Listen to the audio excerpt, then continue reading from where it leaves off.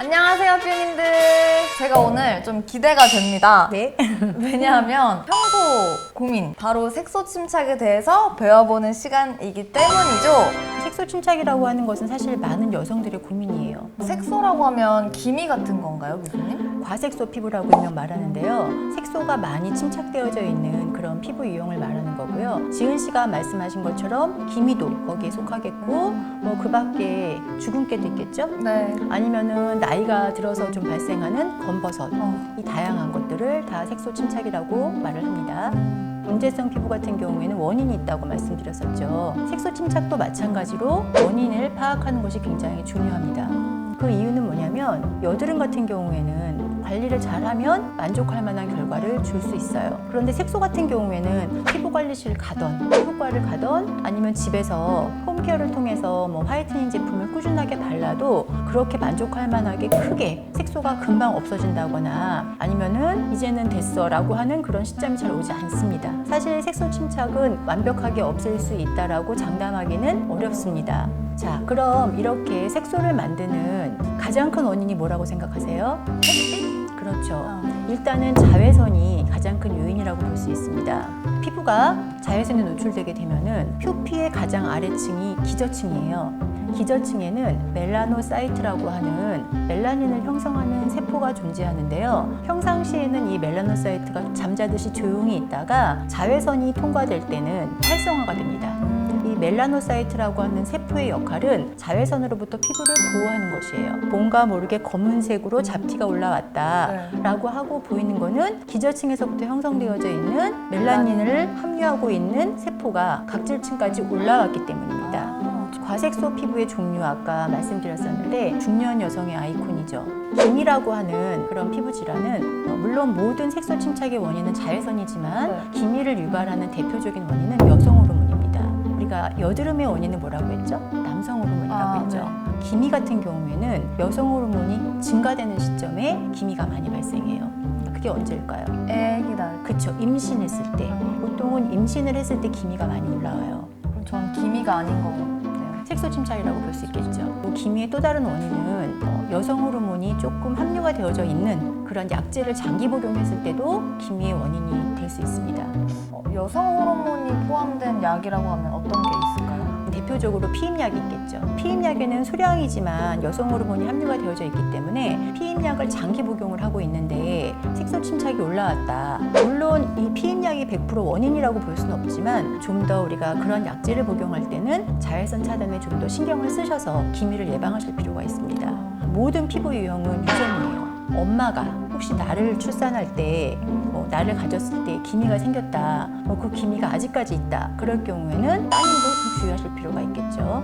엄마 때문이었구나. 그러면 기미를 유발하는 다른 약들도 있나요? 우리가 소염 진통제 같은 아스피린 아니면은 수면제, 그다음에 약간 우울증이 와서 먹는 신경 안정제라던가 그 밖에 항생제라던가 아니면 항히스타민제, 혈압약 이런 것들을 장기 복용하면서 자외선을 받으시게 되면 굉장히 이 약제들이 자외선과 피부의 이런 반응을 민감하게 만들어요. 그렇기 때문에 꼭 기미가 아닐지라도 이러한 약제들을 장기 복용하실 경우에는 자외선 차단에 좀 더 신경 쓰실 필요가 있습니다. 모든 약 드시는 분들은 자외선 차단제를 잘 바르셔야겠네요. 약 말고 색소 침착을 유발하는 다른 요인이 있을까요? 예, 있습니다. 많은데 참 우리가 항상 이거를 피할 수가 없는 것 중에 하나예요. 스트레스입니다. 와우. 자, 스트레스를 받게 되면 부신피질에서 아드레날린이라고 하는 호르몬이 분비되거든요. 이 스트레스 호르몬이 어디를 자극할까요? 멜라노사이트를 자극합니다. 그래서 오히려 기미가 있던 분들도 스트레스를 받으면 그 기미가 굉장히 짙어지는 현상이 생깁니다.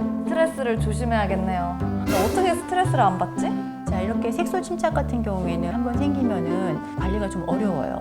왜냐하면 보통은 자외선을 받게 되면 당장 다음날 아니면 2, 3일 후에 색소가 올라온다라고 생각을 하시는 경우가 많아요. 그런데 기저층부터 각질층까지 올라오는데 걸리는 시간이 있기 때문에 굉장히 오랫동안 조금씩 쌓여져 있는 색소가 올라오는 거거든요. 네. 그러면은 이 기미가 형성되기까지에는 오랜 시간이 걸린 겁니다. 네. 그래서 없애는데도 오랜 시간을 할애하시는 게 필요한데 만족할 만한 효과는 얻을 수 없겠지만 그래도 색소 침착을 좀 관리해보고 싶다. 그럴 경우에는 끈기 있게 3개월 이상, 적어도 6개월 정도는 관리를 하셔야지만 어느 정도 옅어졌다라고 하는 생각을 하실 수가 있습니다. 이런 말씀을 드리는 이유는 보통 색소가 올라와서 그게 눈에 띄기 시작하면 빨리 없애고 싶은 마음이 들겠죠. 네. 그렇기 때문에 관리를 할 때도 좀 강한 필링을 해서 이미 있는 색소를 막 벗기고 싶어 하는 마음도 들 것이고, 그 다음에 검증되지 않은 화장품을 발라서 빨리 화이트닝, 하얗게 됐으면 좋겠다라는 마음으로 크림을 막 바르는 경우도 있어요. 맞아요.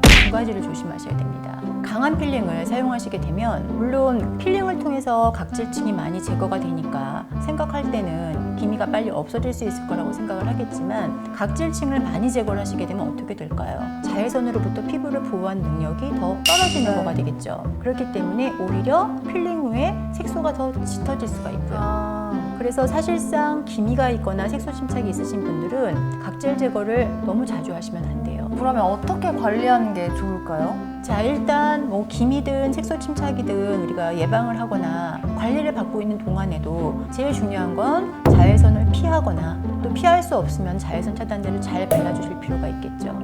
특히 자외선 중에서도 UVA라고 하는 장파장이 있습니다. 그렇기 때문에 평소에도 자외선 차단에 좀 신경 쓰실 필요가 있겠고요. 피부 보호를 위해서 가볍게 메이크업도 해주시는 게 중요하겠죠. 또 메이크업이 노폐물 제거만 잘 한다면 그렇죠. 피부 보호를 하는 오히려 더 좋은 네. 방법이겠네요. 자, 그 다음에 사실 우리가 알지만 지키기 어려운 것들, 우리가 몸이 안 좋으면 안 되기 때문에 뭐 건강 상태, 충분한 수면, 스트레스 받지 않기, 그 다음에 비타민 C라고 하는 성분은 미백 효과가 있다는 거 알고 계시죠? 네. 비타민 C가 많이 들어있는 음식을 드시거나 아니면 피부 재생을 위해서 단백질이 많이 들어있는 음식을 잘 섭취하시는 것도 도움이 됩니다. 피부를 위해서는 챙겨야 될 게 진짜 많습니다. 자, 지은 씨, 화이트닝 관리 아시죠? 혹시 사용해 보신 적 있으세요? 제가 사용하고 있는 화장품에 다 조금씩 들어가 있는 것 미백 같아요. 성분들이요. 네. 그런 제품을 쓰시면서 어떤 기대감을 갖고 계시나요? 그냥 하얘서. 원래 하얗지만 피부가 좀 하얘질 거라는 기대를 갖고 있습니다. 보통은 백설공주를 생각하거나 아니면 색소 침착이 굳이 없더라도 피부 안색이 조금 어두운 사람들은 피부가 밝아질 거야 라고 하는 생각을 가지고 사용하시는 경우가 많이 있는데 그렇진 않습니다.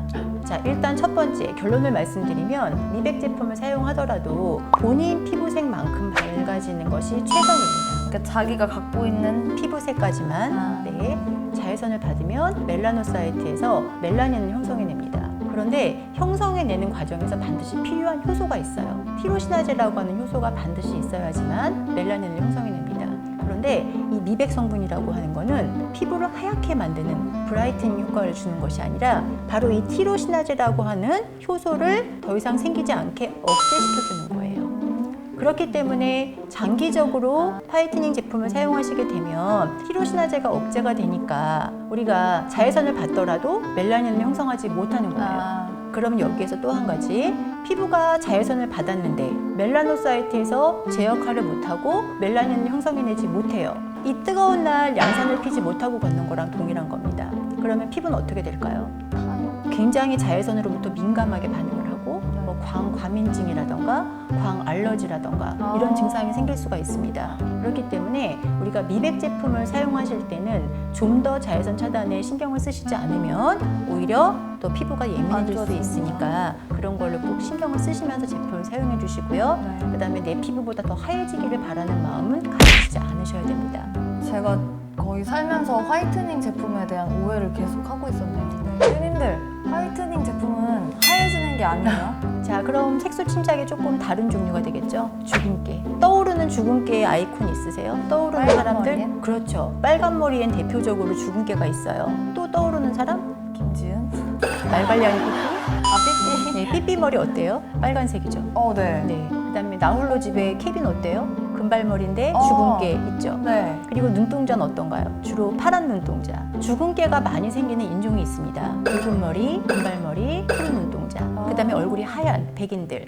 그렇기 때문에 황인종들은 주근깨가 많이 생기진 않지만 또 생기더라도 그렇게 백인종만큼 심하게 네. 생기진 않아요. 그리고 만약에 우리가 동양인 중에서 주근깨가 있다고 했을 경우에는 다른 사람보다 피부가 좀 더 밝은 분들이 많으실 거예요.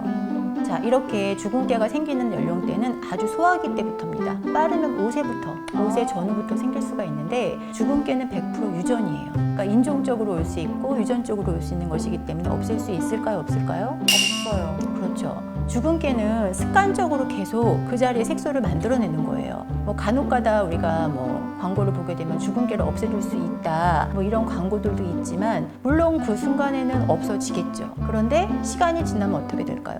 또 다시 올라옵니다. 그러면 주근깨를 없애기 위해서 했던 여러 가지 행동들은 또 피부를 자극을 줄 수 있어요. 그렇기 때문에 저는 개인적으로 주근깨가 있으신 분들은 자외선 차단을 좀 잘 하시고 뭐 미백 제품 쓰시는 것까지는 좋아요. 더 심해지지 않게. 네. 그런데 완전히 없애려고 노력하시는 거는 안 하시는 게 좋을 것 같습니다. 오히려 피부에 무리를 주기 때문에. 그렇죠. 주근깨는 사실상 나만의 예쁜 그런 마크로 가지고 계시는 것도 나쁘지 않을 것 같습니다. 주근깨 있으신 분들은 아이콘으로. 좀 마음이 아프네요.